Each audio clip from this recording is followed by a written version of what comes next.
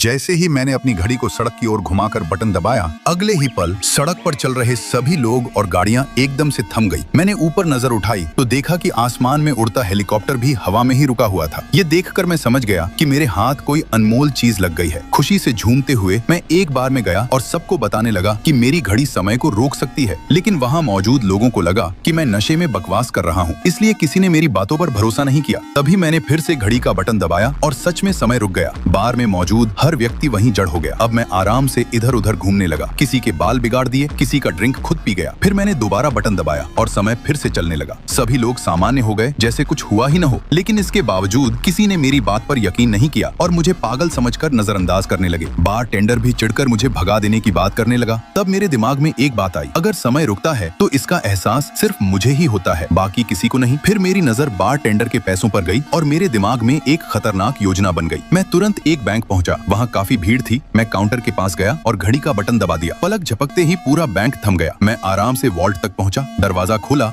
और अंदर घुस गया। कुछ ही मिनटों में मैं ढेर सारे पैसों से भरी ट्रॉली लेकर बाहर निकला। दरवाजा बंद किया और बाहर निकलने लगा। लेकिन तभी मेरा पैर फिसल गया। घड़ी मेरे हाथ से गिरकर टूट गई। मैं घबरा गया और तुरंत उसे उठाकर बटन दबाया, लेकिन कुछ नहीं हुआ। सब लोग अभी भी जमे हुए थे। मैंने बार बार कोशिश की पर समय दोबारा शुरू ही नहीं हुआ। अब हालात ये थी कि पूरी दुनिया में सिर्फ मैं ही चल फिर सकता था, बाकी सब हमेशा के लिए रुक चुके थे। घबराकर मैं बाहर भागा। सड़क पर हर व्यक्ति उसी तरह जमे हुए खड़े थे। मैंने फिर से घड़ी का बटन दबाया, लेकिन इस बार भी कुछ नहीं बदला। अब मैं पूरी तरह फंस चुका था।